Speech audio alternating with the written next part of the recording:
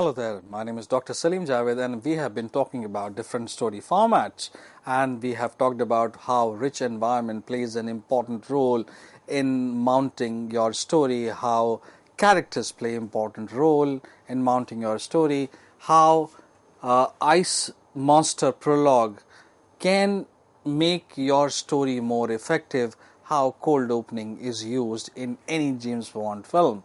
Now, to give more depth to your character, you need to also include try-fail cycles in your story.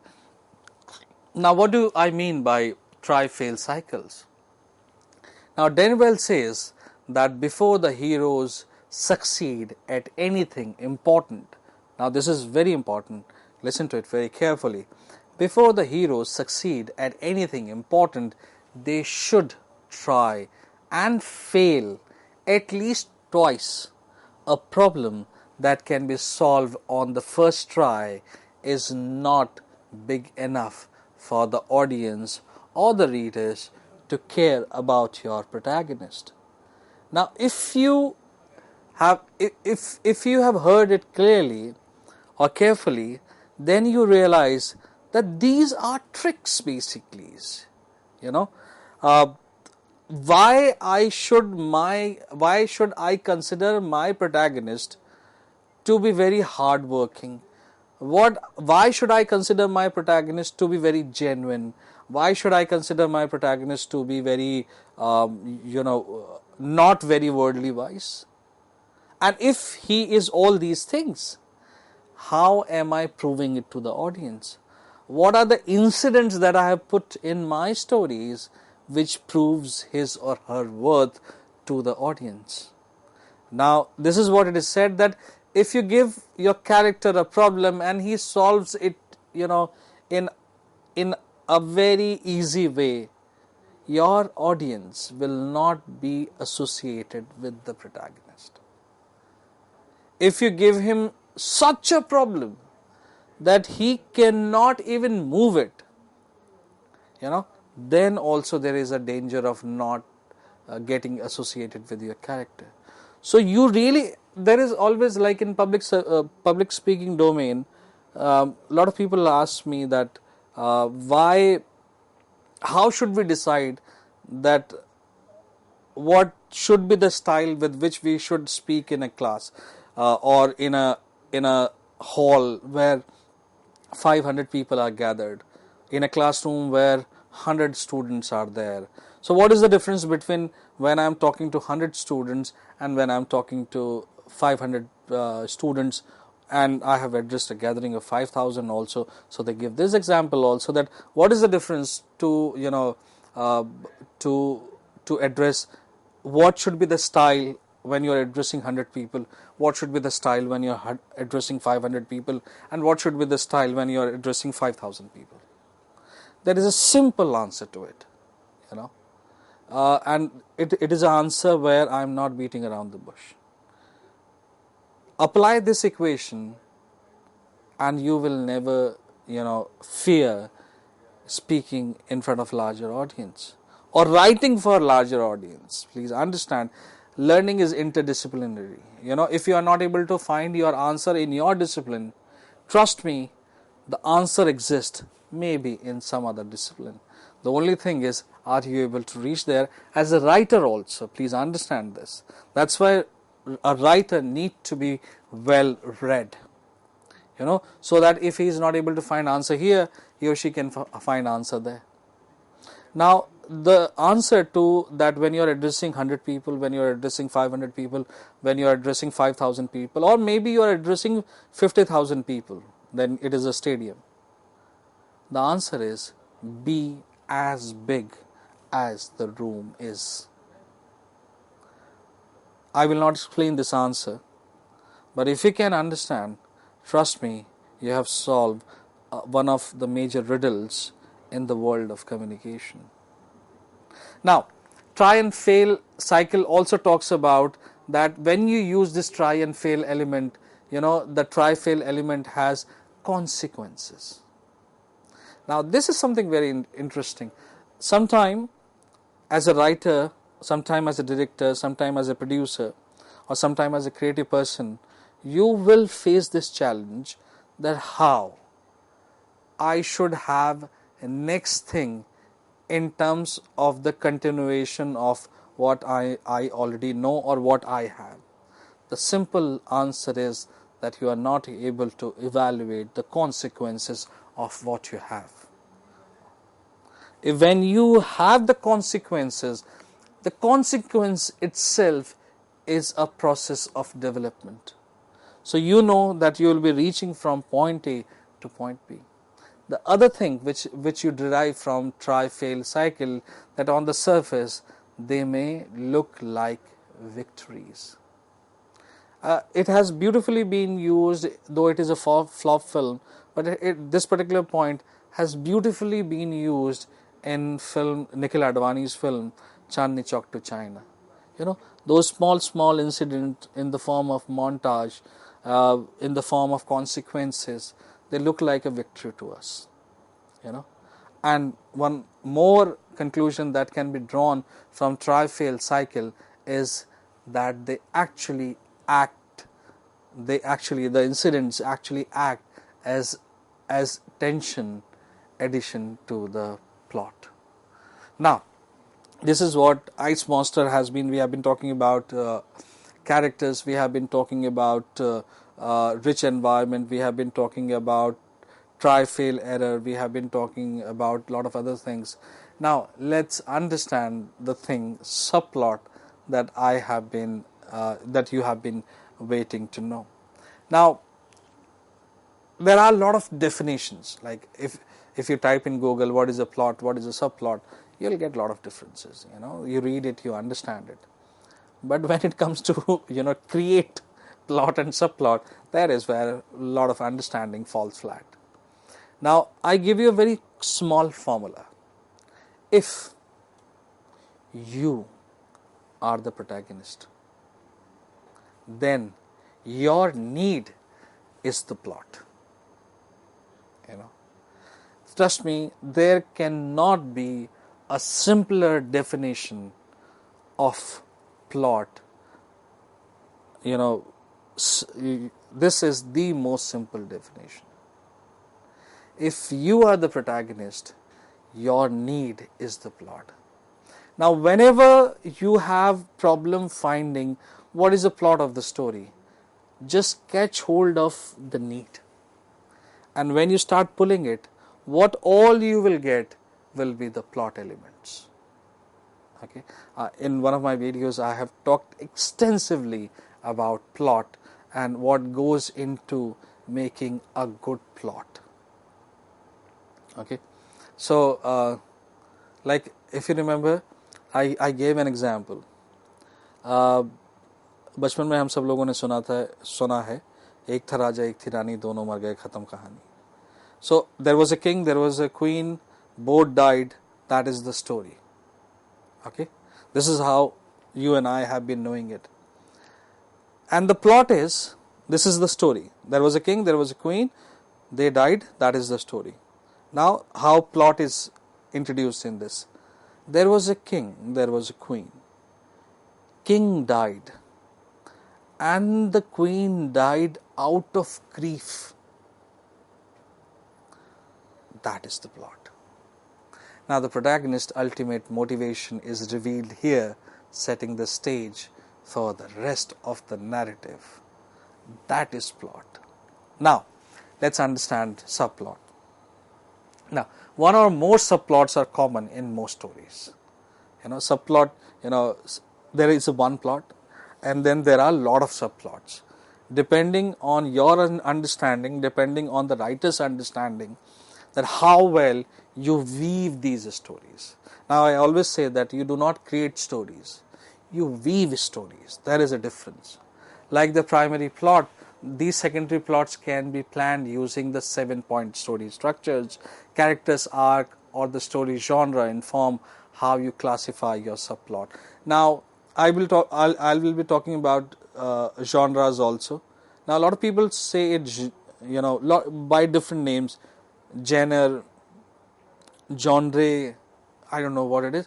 The right pronunciation, it's a French word called genre. Okay, inform how So the genre that your story falls into will decide what sort of a subplot you will be having. Though more or less in 60 to 70% cases you can repeat them, but if you know your genre and you know how this particular genre behaves, because every genre has got very specific characteristics.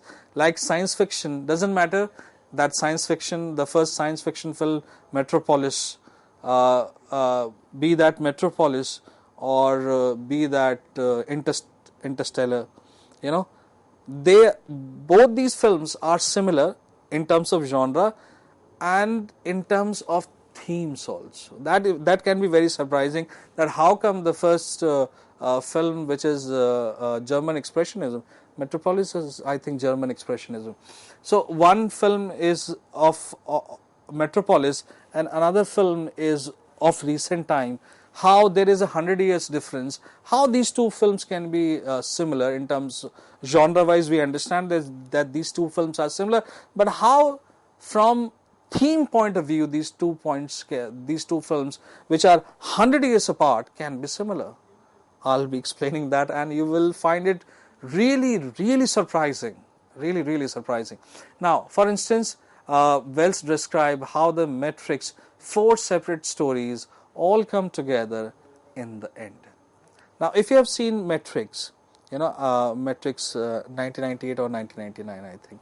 Okay, so if you have seen that film, now let's understand what is the plot. Plot is, there is a character, he wants to be free, though he doesn't know it, but when he is told, he wants to be free. Okay, so let's take that this is the plot. Okay, now this can be your story, that there is a character called Salim, he wants to be free. What is so great about it? What is so great about this plot? Now, if there is nothing so great about the plot, what will I do with subplots? Now, I'm giving an example of this film because most of the students have seen this particular film, so I'm giving you this example. I can translate the same example on any Hindi film also. If there is a requirement, I can do that also. Now, let's pick up Matrix. So, I imagine that you have seen film Matrix, and if not, then please see it to understand plot and subplot in a better way. Now, the story is, there is a character called Neo. He works in an office. One day he comes to know that the world he is living in is not the real world. The real world is somewhere else, that exists somewhere else. And you need to really wake up to get into that world. And when you get into that world, there is a responsibility waiting for you. You have to fulfill that responsibility, and then you have to become the savior. Now, if I tell you this story, trust me, most of us will not like this story. Now, again, the weight of the story is in the setting, rich environment that I was talking about. So, if you really want to believe this particular story, you really have to see the setup of this story. So, the setup gives the element of believability to the character, to the audience. Now, there is a world, I exist in that world, then somebody comes and tells me that this is not the real world. So, how you make this very living identity as false? What alternative identity, what alternative world that you are creating? What is the difference between this reality that you are seeing me in and the reality that I will be creating? Is that believable? If that is believable, the story will work. If not, that story will not work. Now you know the story, now you know the plot, let's understand the subplot. Now look at your screen right now. There are few things written on your screen. It says breaking plot into subplot. Then it is written action, character. So there are 3 categories. Okay, breaking the plot into subplot, action. what is happening in the story? Character that you have studied, so the how characters are behaving. Now, if you can see it, what is the romantic line of the film and what is the betrayal line of the film, and how different elements, like be that action, be that character, be that romance, or be that anything else, how they are weaving into each other. They are not, I always say that you weave stories, So how they are interwoven. It is not like that what you are seeing on screen, which is like if this is happening, if in hook point, if action is happening, this is what character is doing, this is what romance in romance category is happening, or this is what in betrayal category is happening. Please understand, they may come at different points in the story as per a logical continuation. Hook is in all the four categories. Resolution is in all the four categories. Pinch is in all the four categories. Now, action, character, romance, betrayal, they are subplot of matrix. Now, let's understand first action part. What is happening in action part in terms of hook, plot, pinch, midpoint, pinch, plot, and resolution. Then understand character in terms of hook, plot, pinch, mid, pinch, plot, and resolution. Then understand romance in the same way. Then understand betrayal in the same way.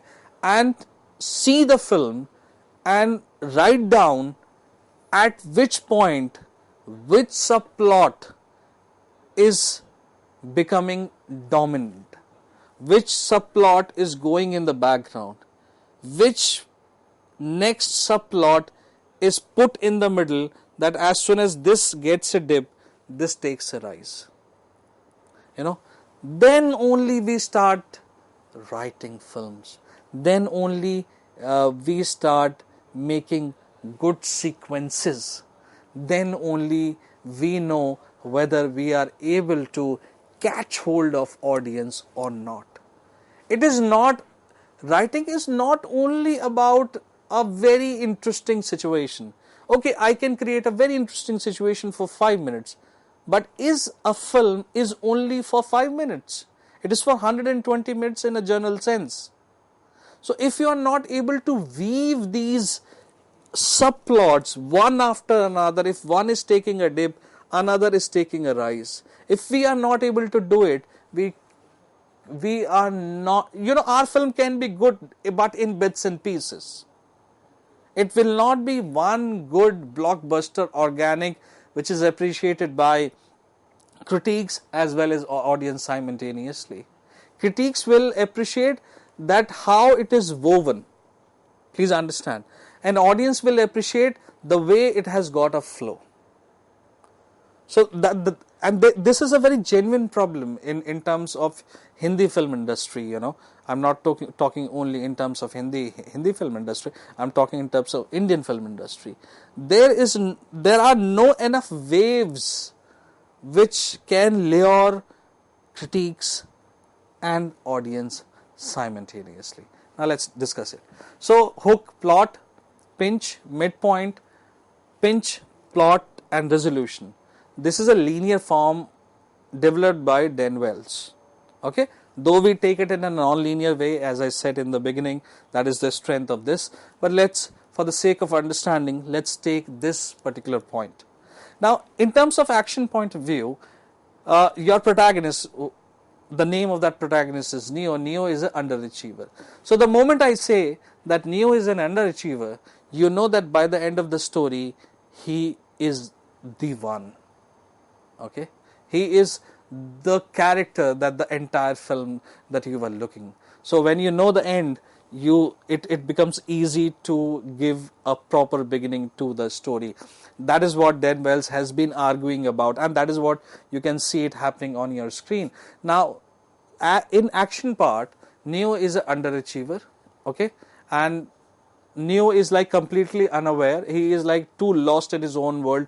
He is an employee in an office in daytime, and he is a hacker in night. But somehow Neo gets to know about the metrics, okay.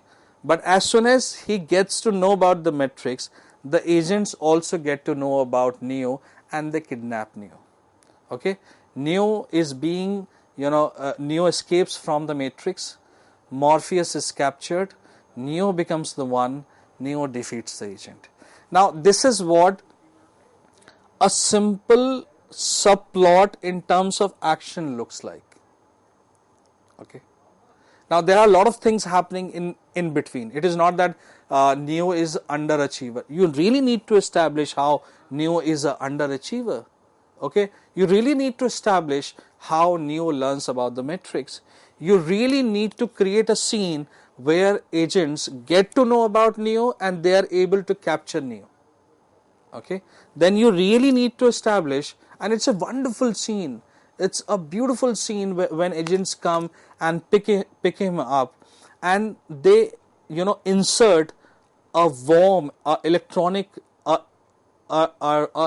worm which is alive in his navel, which is like it's such a creepy scene and beautifully created.